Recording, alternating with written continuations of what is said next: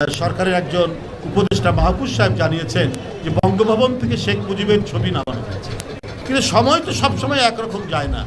যার যতটুকু ইতিহাসে অবস্থান আছে সেটা থাক, তারপরে তো সে ছিল, তার ছবিটা ছিল।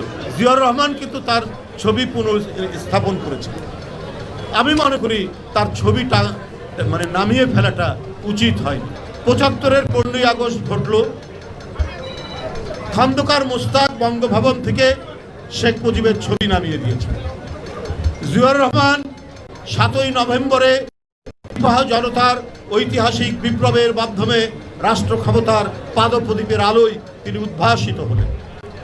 শহীদ রাষ্ট্রপতি জিয়াউর রহমান কিন্তু শেখ মুজিবের ছবি বঙ্গভবনে তিনি আবার সেখানে পুনঃস্থাপন করলেন।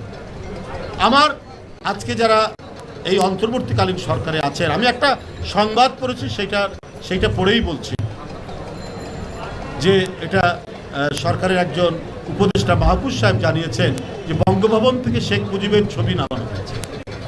দেখুন, এটা করেছেন ঠিক আছে, কিন্তু সময় তো সবসময় একরকম যায় না। যার যতটুকু ইতিহাসে অবস্থান আছে সেটা থাক, তারপরে তো সে ছিল, তার ছবিটা ছিল। জিয়াউর রহমান কিন্তু তার ছবি পুনঃস্থাপন করেছে। আমি মনে করি তার ছবিটা নামিয়ে ফেলাটা উচিত হয়নি। খন্দকার মোস্তাক নামিয়েছিলেন, জিয়াউর রহমান তুলেছিলেন। ইতিহাস আপনার নির্ধারণ করবে, বিচার করবে। হ্যাঁ, আপনার বিচার করবে। তো সেই বিচারের ভার থাকলো, জনগণ বিচার করবে। কিন্তু আমাদের জাতীয় জীবনের, জাতীয় ইতিহাসের আন্দোলনে যার যতটুকু অবদান সেটা স্বীকার করা হোক।